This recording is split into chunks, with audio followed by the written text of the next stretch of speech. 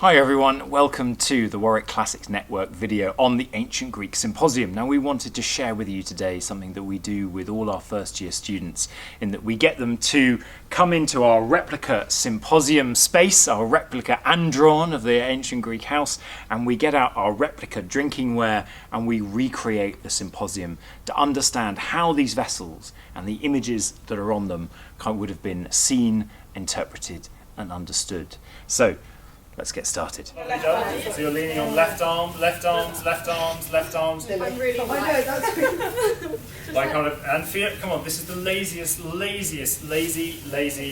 on, this is the kind of feet, we have to get hands, feet up as much as we can. Kind of, as with the couches, this is the kind of thing we want to see. Right, okay, this is better. Okay, how do you guys feel? Uncomfortable? Yeah, we don't do this today, do we, right? You kind of sit in a chair, you sit upright. Okay, we're not used to reclining in this position, but you have to imagine you'd be more adapted to this.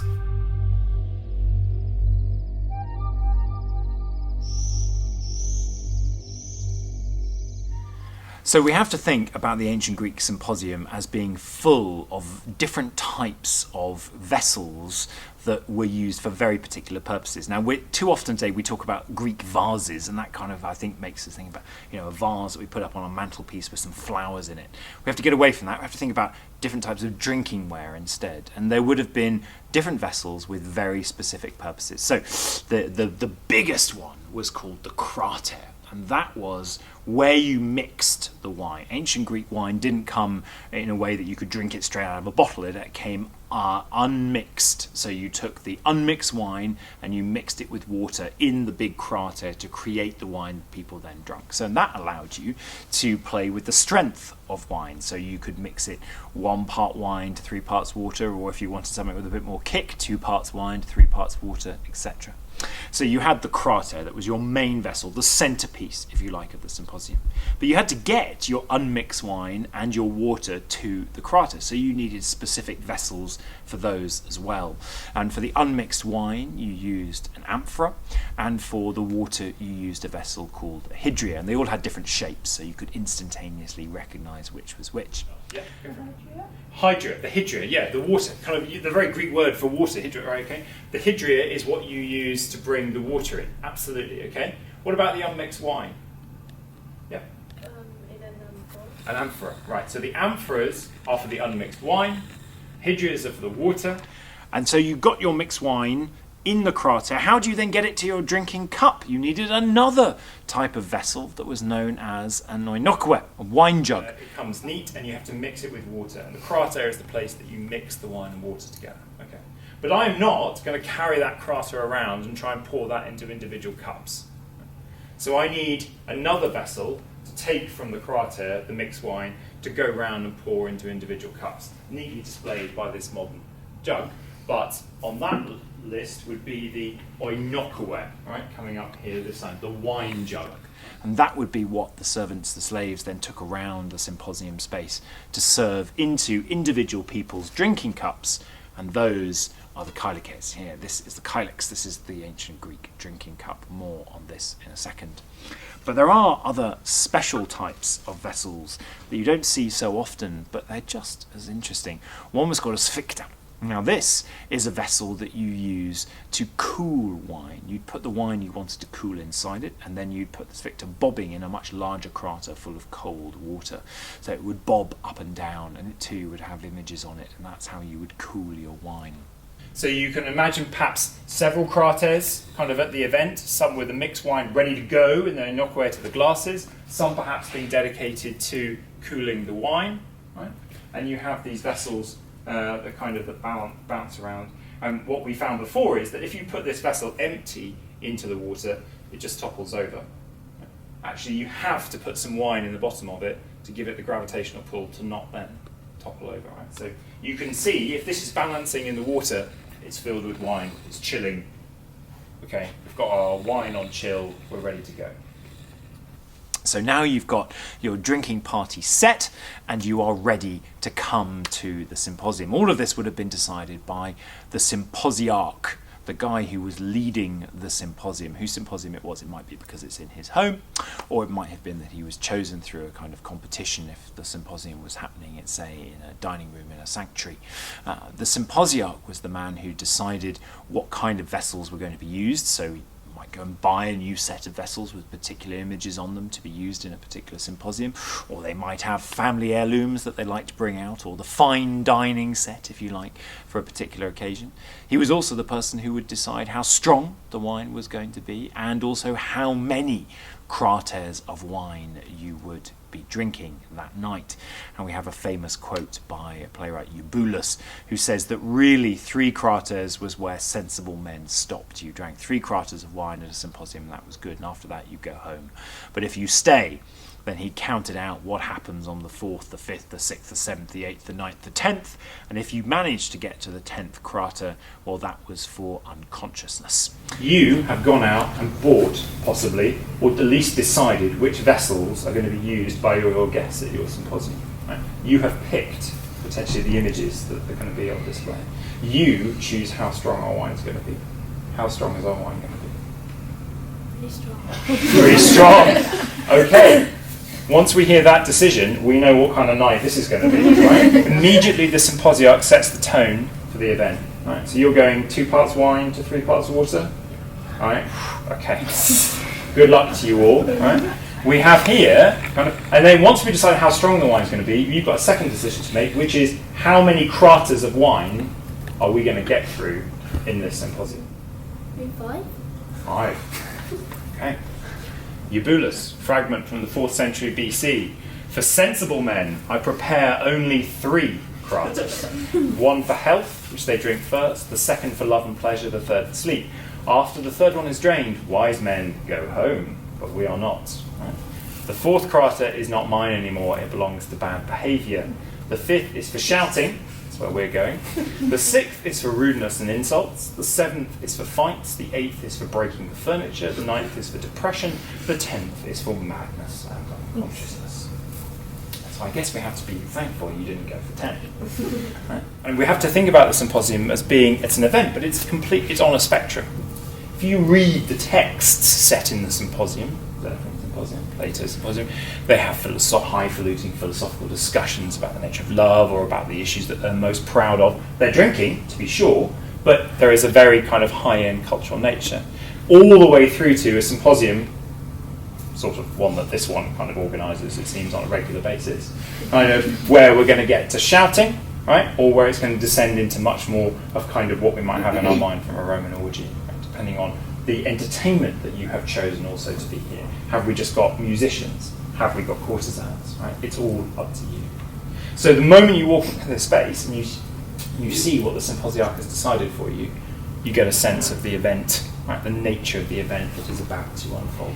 So, we know what kind of night we're in for. The symposiarch has decided kind of on the strength of our wine and kind of how many crates we're going to be drinking. Who is here around us? Well, this is for Greek male citizens, adult citizens. These are the only sorts of people that are going to be sitting, or rather reclining, around this space. You have to imagine in the normal sort of sized dining room somewhere between 7 to 9 couches, and normally there were 2 people on each couch, so we're talking somewhere 14 to 18, perhaps max 20 people at a symposium, a fairly intimate gathering. But making people recline that way fundamentally changes the nature of the occasion. It's not like you go to the pub or to a cafe and you're all sitting at chairs kind of with a table, kind of where half of you or more than half of you is hidden below the table. The whole of your body is exposed and on display to everyone else. You are in a square, you are seated on these couches in a square, so you are forced to look at everyone else. And the nature of kind of how you're meant to lean on the left arm means that you're more encouraged to have a group conversation than you are to just talk to your neighbour. But it's much easier for you to all have a joint big conversation, right? So this kind of setup is actually focusing you more on having a big joint conversation than on you having micro-private conversations. It's making this a public space, right? It's equally making a public space in that much more of you is on display. When you sit in the pub at a chair with a table, right, the world can see probably, a max half of you, normally less than half. Here, your entire body is on display to everyone else. you're also all at the same level. So the very setup of the symposium is to encourage everyone to look at one another, to engage with one another, and to create the space both for philosophical discussion, convivial drinking, and, as we'll come to see, kind of very much the observation of whether others are up to the test of drinking at the symposium.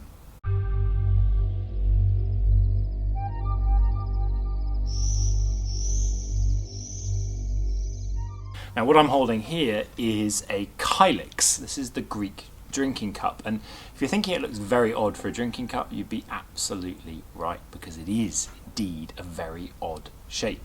And it gets even odder when you put yourself back into the position that people at the ancient Greek Symposium, the ancient Greek drinking party, had to adopt if they were fully paid up citizen of the Greek world. And that wasn't sitting as I'm sitting now, that was reclining. So you had to get on your left elbow and put your legs up, and you'd be sharing your couch with somebody else, which left you with only one hand to be able to drink from this. Now, when we do this with the students here at Warwick University, we get them to hold it up and try and hold this thing with one hand, and it's incredibly heavy. This is a replica one I'm using, by the way, today. And then, of course, you've got the problem of how to drink from it. Now, I haven't got anything in this one, but I've got another one over here with some Ribena, to try in a second. But the moment you tilt it towards your lips, you realise how unstable this vessel is. And because of the very wide brim, it's very easy for the wine to just come tumbling out the other side and completely drown you. You have to drink with a huge degree of sensitivity and skill to stop wine pouring over yourself. And also, as you turn this vessel, because it's kind of not just a wide brim but very shallow, you get a lot of the liquid moving left, right, backwards, forwards, destabilising this vessel even further. Oh, we've sort of got it. Don't drop it. Thanks, Michael.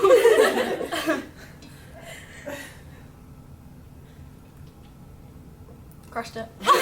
People would have been more used to doing this, so put yourself back in the thing where you're doing this on a regular basis, but it's a really heavy thing to move. Yeah. What else did you feel? I don't know, it's just awkward to like pick up, because you're so used to just grabbing a glass like by the middle bit. It's just an awkward process.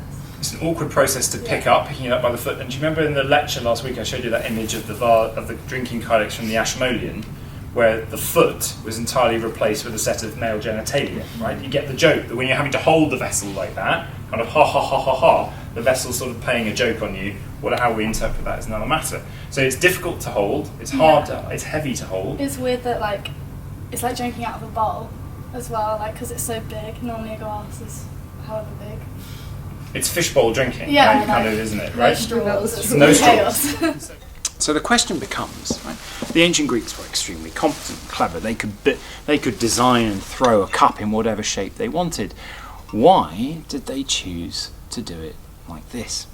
Why did they decide to make drinking difficult?